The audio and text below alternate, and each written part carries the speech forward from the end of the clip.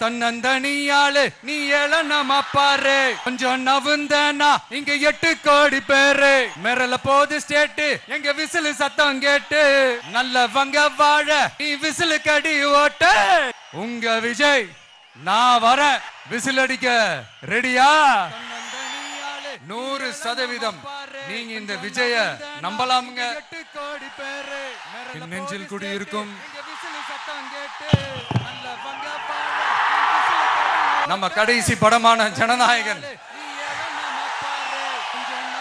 அதான் இந்த திமுகவையும் நம்பாதீங்க, இந்த பாஜகவையும் நம்பாதீங்க. உங்களுக்காக நன்றி கடன் செலுத்துறதுக்காக மட்டுமே வந்திருக்கிறேன். அத்தனை வழிகளையும் தாங்கிக்கிட்டு மக்கள் விரோத ஆட்சி நடத்துற ஸ்டாலின் சார் வேணுமா, மக்களை நேசிக்கிற விஜய் வேணுமா? அவ்வளவுதான் இந்த தேர்தலே. கேஸ் பிரச்சனை எல்லாம் எப்படி இருக்கு? சரியாயிடுச்சா? சால்வ் ஆயிடுச்சா? கேஸ்லாம் புக் பண்ணீங்கன்னா புக் ஆகுதா? இந்த கேஸ் பிரச்சனையினால எவ்வளவு பிரச்சனைகள், எவ்வளவு டீ கடைகள் மூடிட்டாங்க, எவ்வளவு ஹோட்டல்ஸ் மூடிட்டாங்க, இதனால எவ்வளவு கஷ்டங்கள், எவ்வளவு நஷ்டங்கள். அவங்களாச்சும் கொஞ்சம் உஷாரா இருந்திருந்தாங்கன்னா இந்த கேஸ் தட்டுப்பாடை கொஞ்சம் கண்ட்ரோல் பண்ணியிருக்கலாம். இவங்களாச்சும் கொஞ்சம் முன்னெச்சரிக்கையா இருந்திருந்தா அட்லீஸ்ட் நம்ம ஊர்லயாச்சும் இந்த கேஸ் தட்டுப்பாடை கொஞ்சம் கண்ட்ரோல் பண்ணியிருக்கலாம். இவங்க 2 பேரும் தான் இதுக்கு காரணம். ஆனா நம்ம ஸ்டாலின் சாரை கேட்டீங்கன்னா நமக்கு அதுக்கும் சம்பந்தமே இல்லையே அப்படின்பாரு. ஆனா அவரு வீட்டுல ஏதாவது ஒரு ரைடுனா, அவரு வீட்டுல ஏதாவது ஒரு பிரச்சனைனா டெல்லிக்கு பறந்து போயிட்டு வருவாரு. இந்த கேஸ் சிலிண்டர் பிரச்சனைக்கு கொஞ்சம் டெல்லிக்கு பறந்து போயிட்டு வரலாம்ல, கொஞ்சம் பிரயோஜனமா வச்சு இருக்கும்ல. கேஸ் சிலிண்டருக்கு மானியமா 100 ரூபாய் தருவேன்னு சொன்னீங்களே, என்ன ஆச்சு? கரும்புக்கு ஆதார விலையா 4000 ரூபாய் தருவேன்னு சொன்னீங்களே, என்ன ஆச்சு? இந்த ரேஷன்ல சர்க்கரை 1 கிலோ எக்ஸ்ட்ரா தருவேன்னு சொன்னீங்களே, என்னாச்சு? ரேஷன்ல உளுந்தம்பருப்பு கொடுப்பேன்னு சொன்னீங்களே, என்னாச்சு? நானும் இது எத்தனை வாட்டி ரிப்பீட் பண்றதுன்னு எனக்கு தெரியல. நீட்டை ரத்து செய்வோம்னு சொன்னீங்களே, என்னாச்சு? ஸோ எதெல்லாம் அவரால் செய்ய முடியாதோ அதையெல்லாம் பொய் வாக்குறுதிகளாக கொடுத்து ஏமாத்துறது தான் இவருடைய வேலையே. இப்போ அடுத்த செட் ஆஃப் இந்த பொய் வாக்குறுதிகளை ரெடி பண்ணிட்டாரு. அதனால அவரை மாதிரி நாங்க பொய் வாக்குறுதிகள்லாம் கொடுக்க மாட்டோம். மக்களுடைய தேவைகள் என்னன்னு சரியா புரிஞ்சுக்கிட்டு அதுக்கேற்ற மாதிரி தான் நாம செயல்படுவோம். 6 சிலிண்டர்கள் தாய்மார்களுக்கு கட்டணம் இல்லாம அன்னபூர்ணி சூப்பர் 6 திட்டம் சொன்ன மாதிரியே நிறைவேற்றுவோம். கல்யாணம் ஆகி போற நம்ம தங்கைகளுக்கு 1 பவுன் தங்கமும் பட்டு சேலையும் சொன்ன மாதிரியே கொடுப்போம். 60 வயசு வரைக்கும் இருக்கிற குடும்ப தலைவிகளுக்கு மாதந்தோறும் 2500 சொன்ன மாதிரியே கொடுப்போம். என்னுடைய அம்மா, அக்கா, தங்கைகள் எல்லாருமே தமிழ்நாட்டில் எந்த மூலையிலிருந்து எங்க வேணாலும், தமிழ்நாட்டுக்குள்ள எந்த பஸ்ல வேணாலும் ஃப்ரீயா சொன்ன மாதிரியே ஃப்ரீயா போகலாம். கல்வி, ரேஷன், மருத்துவம், குடிநீர், சாலை வசதி, பஸ் போக்குவரத்து, இந்த மாதிரி அடிப்படை விஷயங்கள்ல தான் எங்களுடைய முதல் கவனம் இருக்கும். நான் ஏற்கனவே சொன்னது மாதிரி நிறைய கவர்மெண்ட் ஸ்கூல்ல இந்த டாய்லெட் வசதிகள்லாம் சரியா இல்லை, அதை சரிப்படுத்தணும்னு சொன்னோம். உடனே இதெல்லாம் ஒரு பெரிய விஷயமா அப்படின்ட்டு சில அறிவாளிங்க கேட்டாங்க. அந்த அடிப்படை வசதிகள் இல்லாததுனால தான் ஒரு 12th ஸ்டாண்டர்ட் படிக்கிற பொண்ணு ஒரு அவசரத்துக்கு ஒரு காட்டு பக்கம் ஒதுங்கினாங்க. என்னாச்சு? இந்த உலகத்தை விட்டே போயிட்டாங்க. அதுக்கு என்ன காரணம்? இந்த மாதிரி அடிப்படை வசதிகள் இல்லாததான் காரணம். அதனால் என்னுடைய தாய்மார்களே, உங்களுக்கு பாதுகாப்பு இல்லாத இந்த அடிப்படை வசதிகள் கூட செஞ்சு கொடுக்காத இந்த தீய சக்தி திமுக அரசை என்ன பண்ணலாம்? தூக்கி வீசி எறிவோமா? எதுக்கு இப்ப அங்க இங்க சுத்திக்கிட்டு நம்ம ஊருக்கே வருவோம், நம்ம திருச்சிக்கே வருவோம். இங்க ஒரு மந்திரி இருக்கிறாரு, நகராட்சி துறையில வேலை வாங்கி தரதா சொல்லி கோடிக்கணக்கான பணத்தை லஞ்சமா வாங்கிக்கிட்டு தகுதியானவங்களுக்கு எல்லாம் வேலை வாய்ப்பு கிடைக்காத அளவுக்கு பண்ணிருக்கிறாரு. இதெல்லாம் எவ்வளவு பெரிய ஒரு ஏமாத்து வேலை. அதனால நம்ம தம்பி தங்கைகளே, உங்களுக்கு இந்த வேலை வாய்ப்பை பறிச்ச இந்த ஸ்டாலின் சார் சர்க்காரை என்ன பண்ணலாம்? தூக்கி வீசி எறிவோமா? உங்களுக்கு இந்த பாதுகாப்பு இல்லாத, சட்டம் ஒழுங்கு சரியில்லாத இந்த தீய சக்தி திமுக அரசை என்ன பண்ணலாம்? தூக்கி வீசி எறிவோமா? நகராட்சி துறையில மட்டுமே 1000 கோடிக்கு மேல ஊழல்னா அப்ப மத்த துறையில எல்லாம் கொஞ்சம் கணக்கு போட்டு பாருங்க, தலையெல்லாம் சுத்தி போயிடும்.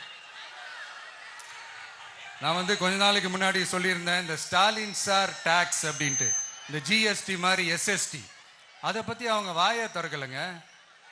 என்னமோ அவங்களே ஒத்துக்கிட்ட மாதிரி இருக்குது. ஆமா, இப்படி ஒரு டாக்ஸ் இருக்குது அப்படின்னு அவங்களே ஒத்துக்கிட்ட மாதிரி ஆயிடுச்சு.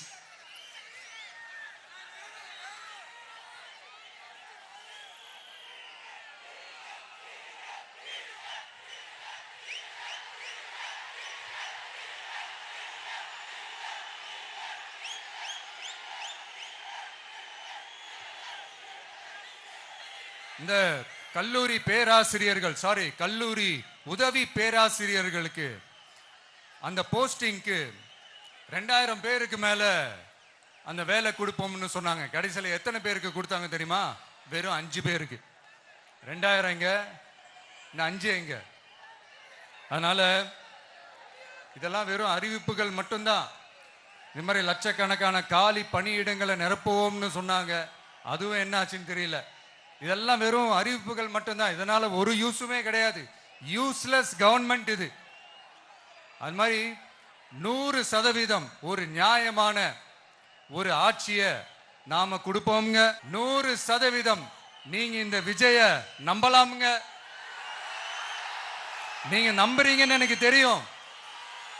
அதனாலதான் என்னுடைய சொந்த பந்தங்களாகிய உங்ககிட்ட எனக்கு அந்த உரிமை இருக்கு. எனக்கு ஒரு வாய்ப்பு கொடுங்க, எனக்கு ஒரு சான்ஸ் கொடுங்கன்னு உங்ககிட்ட கேட்காம வேற யாருக்கிட்ட நான் கேட்பேன்? அதனால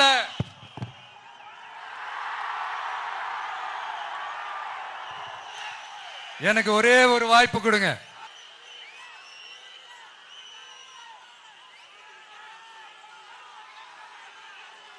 இருந்தாலும் ரொம்ப முக்கியமா ஒன்ன நீங்க ஆழமா மனசுல வச்சுக்கணும். இந்த எலெக்ஷன்ல திமுக ஏலத்தில் எடுத்திருக்கிற கல்லாப்பெட்டி கூட்டணியோட சேர்ந்து, அப்புறம் நாம ஏற்கனவே சொன்னோமே அந்த மற்றும் பலர் கூட்டணின்னு ஒண்ணு இருக்குல்ல, அவங்களோடும் கள்ள கூட்டணி போட்டுக்கிட்டு எல்லாரும் முன்னா சேர்ந்துக்கிட்டு நம்மள உங்க விஜய எப்படியெல்லாம் எதிர்க்கிறாங்கன்னு நான் சொல்லிதான் உங்களுக்கு தெரியணும்னு அவசியம் இல்லை. இந்த கரூர் நிகழ்ச்சி சூழ்ச்சின்னு பலர் சொல்றது மாதிரி நம்ம கடைசி படமான ஜனநாயகன், அதான் நம்ம மனசுக்கு நெருக்கமான உங்க எல்லாரோடும் நமக்கு இருக்கிற பூர்வ ஜென்ம பந்தத்தை இன்னமும் எங்க இறுக்கமா மாத்திடுமோன்னு, எங்க அது இந்த தேர்தலில் நமக்கு மிகப்பெரிய ஆயுதமா மாறிடுமோன்னு ஒரு கூட்டு சூழ்ச்சி, அதோட இன்னும் பல பல சூழ்ச்சிகள். அதனால உங்க மகன், உங்க அண்ணன், உங்க தம்பி, உங்க விஜய் கேட்கிறேன், உங்களுக்காக நீதி கேட்க வந்த எனக்கும் சேர்த்துதான் நீதி வேண்டும். அவங்க கொள்ளையடிக்க இதுவரைக்கும் எப்படி உங்களை ஏமாத்திட்டு இருக்காங்க தெரியுமா? இந்த காங்கிரஸ்ல இருக்கிற சிலரை கையில பணப்பையில போட்டுக்கிட்டு சிறுபான்மை மக்களை ஏமாத்த ஒரு நேரடி பாதி கதர் கூட்டணி, அப்புறம் இந்த மற்றும் பலர் கூட்டணின்னு ஒண்ணு இருக்குல்ல, அதோட டெல்லி ஓனரோட ஒரு கொள்ளைப்புற கள்ள கூட்டணி, அதாவது பாதி காவி கூட்டணி. கொள்கைன்னு ஏமாத்துறாங்க. அதனால இந்த திமுகவையும் நம்பாதீங்க, இந்த பாஜகவையும் நம்பாதீங்க. 2 பேரும் வேற வேற கூட்டணி எல்லாம் கிடையாது, ஒரே கூட்டணி தான். 2 பேரையும் நம்பாதீங்க. இதுல எந்த டவுட்டும் உங்களுக்கு வேணாம். நீங்க திமுகவுக்கு ஓட்டு போட்டாலும் சரி, அந்த மற்றும் பலருக்கு நீங்க ஓட்டு போட்டாலும் சரி, நீங்க யாருக்கு ஓட்டு போடுறதுக்கு சமம்னு நீங்களே புரிஞ்சுக்கோங்க. அதனால இந்த வரப்போற தேர்தலில் டிவிகேக்கு உங்க சப்போர்ட்டை கொடுங்க. இன்னும் பல வருஷத்துக்கு தமிழ்நாடு சூப்பரா இருக்கும். அப்புறம் நான் ஒரு விஷயத்த திருப்பி ரிப்பீட் பண்றேன்னு சொல்லி யாரும் தவறா எடுத்துக்க வேணாம். ஏன்னா அது என்னுடைய கடமை. ஒவ்வொரு ஊருக்கும் போய் அதை நான் ரிப்பீட் சொல்லியே ஆகணும். ஏப்ரல் 23ஆம் தேதி சும்மா காலங்காத்தால பக்காவா ரெடி ஆயிட்டு ஓட்டர் ஐடி கார்டை கையில எடுத்துக்கிட்டு முதல்ல பூத்துல போய் நின்னு அந்த விசில் சின்னத்துக்கு நேரா இருக்கிற அந்த பட்டனை ஒரு அழுத்துங்க. உங்க வீட்டுல இருக்கிற ஒவ்வொருத்தரையும் அழைச்சிட்டு போங்க. சப்போஸ் வெளியூர்ல இருந்து இங்க திருச்சியில இருக்கீங்கன்னா என்னடா ஊருக்கு போய் ஓட்டு போடணுமேன்ட்டு அசால்ட்டா விட்டுறாதீங்க. இப்பவே அட்வான்ஸ் அவங்களுடைய டிக்கெட்டை புக் பண்ணுங்க. இது ஒரு தலைமுறைக்கான ஒரு தேர்தல், உங்களுக்கான தேர்தல். எவ்வளவு பெரிய வசதியான வாழ்க்கையா இருந்தாலும் எல்லாத்தையும் உதறி தள்ளிட்டு உங்களுக்காக மட்டுமே வந்திருக்கிறேன். உங்களுக்காக நன்றி கடன் செலுத்துறதுக்காக மட்டுமே வந்திருக்கிறேன். அத்தனை வழிகளையும் தாங்கிக்கிட்டு உங்களுக்காக மட்டுமே வந்திருக்கிறேன். ஒரு நாளும் பொய் சொல்லி உங்களை நான் ஏமாத்த மாட்டேன். இந்த 4 முனை போட்டி 40 முனை போட்டின்னு எத்தனை முனை போட்டின்னு வந்தாலும் இங்க 2 முனை போட்டி மட்டும்தான். ஒன்னு டிவிகே, இன்னொன்னு டிஎம்கே. மக்கள் விரோத ஆட்சி நடத்துற ஸ்டாலின் சார் வேணுமா, மக்களை நேசிக்கிற விஜய் வேணுமா? அவ்வளவுதான் இந்த தேர்தலே. உங்க விஜய்க்கு, உங்க அண்ணனுக்கு, உங்க தம்பிக்கு, உங்க பிள்ளைக்கு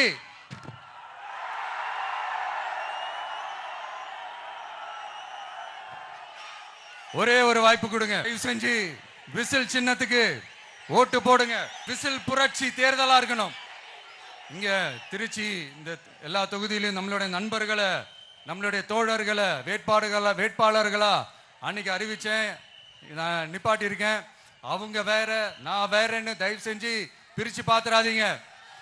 அவங்க எல்லாரையும் வெற்றி பெற செய்யணும்னு உங்க எல்லாரையும் தாழ்மையுடன் நான் கேட்டுக்கிறேன். நான் தன்னந்தனியாளு, நீ ஏளனமா பாரு. கொஞ்சம் நவுந்தனா இங்க 8 கோடி பேரு.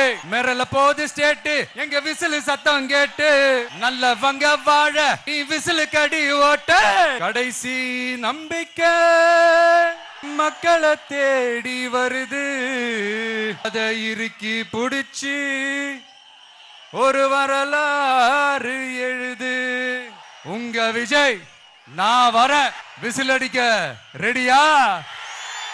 கான்பிடென்டா இருங்க. நல்லதே நடக்கும். வெற்றி நிச்சயம்.